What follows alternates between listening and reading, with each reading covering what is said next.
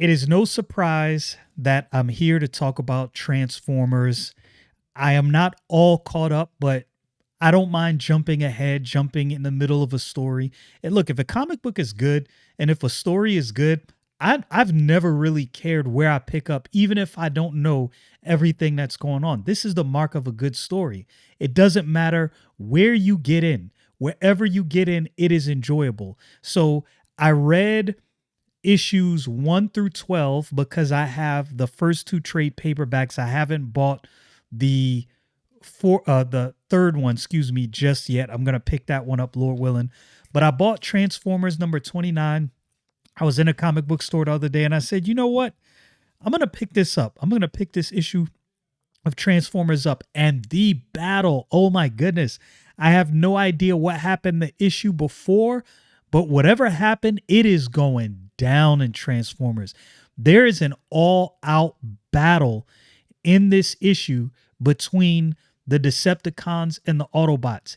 It's no surprise to me that they have picked up this Energon Universe to adapt into a cartoon. It is no shock to me at all.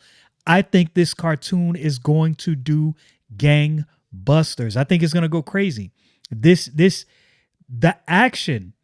Remember I said this. I said, as a matter of fact, I might have said this. I don't know if it's when I was reviewing the Cyclops issue. I don't know if it was, but there's certain comic books where it starts. Oh no, I said it when I was talking about Rob Liefeld's Youngblood. Now, obviously, Robert Kirkman is a good writer, and he's working on this right now. And Dan Mora's art is, it's masterful. There is so much action in this book, and the story is good. But there is so much action from the onset that even if the story was not good, I'm here to tell you right now, I don't think it would really matter too much. Now, I'm not saying you don't need a good story, and I'm not saying you want your story to be bad. That's not what I'm saying. I'm just saying, for me, there was so much going on that I was just like, I'm here for the ride.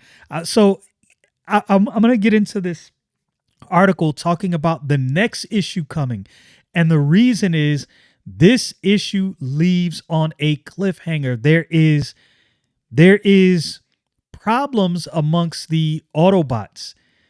Elita 1 wants to lead the Autobots. She's not pleased with Optimus Prime. And if you actually get this from the first 12 issues, you kind of see that bubbling and brewing in the background. Well, it comes to a head, and I guess in the next issue, they're really going to hash this out. And this article from firstcomicsnews.com kind of goes into this. Optimus Prime versus Elita 1 changes the future of Transformers. Today, Skybound and Image Comics, in collaboration with leading games IP and toy company Hasbro, revealed interior pages and the lineup of variant covers for Transformers number 30, the two-time Eisner Award-winning series from the powerhouse creative team of writer Robert Kirkman, Invincible, Void Rivals, and Dan Mora, Justice League Unlimited, colorist Mike Spicer, Stillwater, and letterer Russ Wooten, Void Rivals. The arc ending chapter of the tentpole Energon Universe story will be available on shelves in comic book shops on March 11th, 2026. And this is probably going to be a big issue, especially seeing as what happened in this issue right here.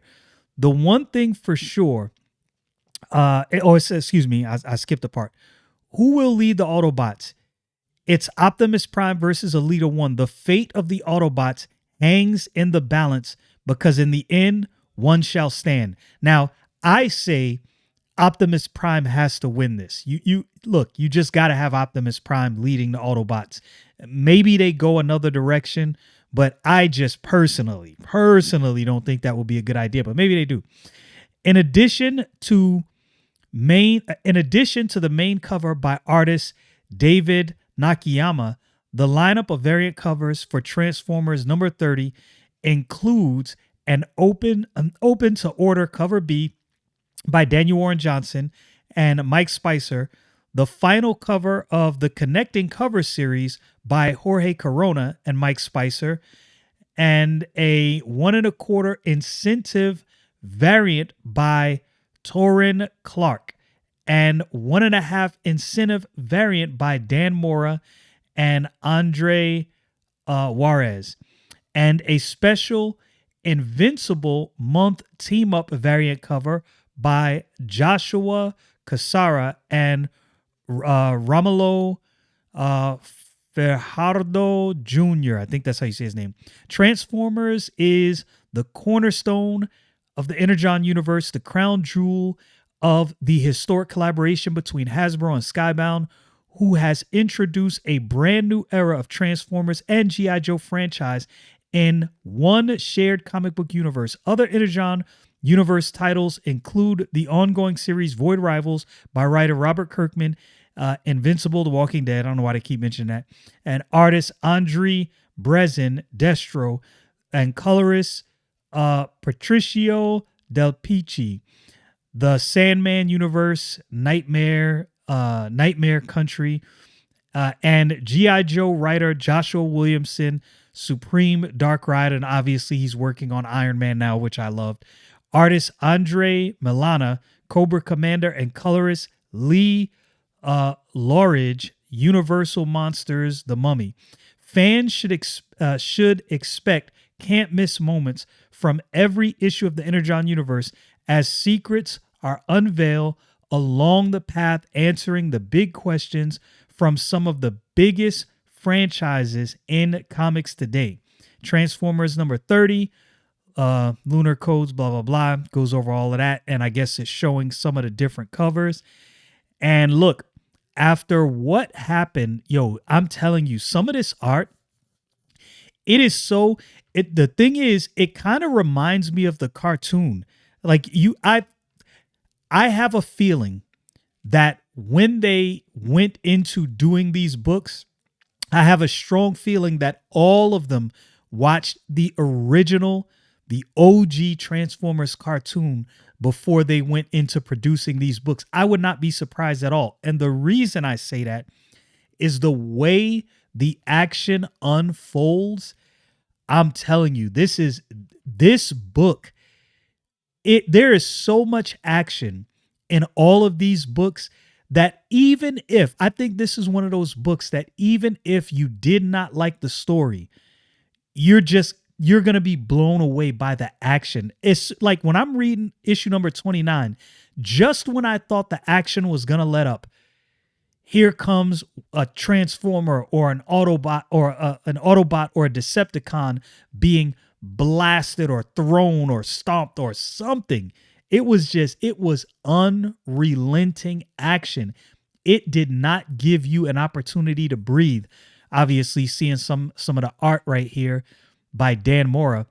And look, Dan Mora is doing a bang up job on this series. He is absolutely crushing it. Issue 29.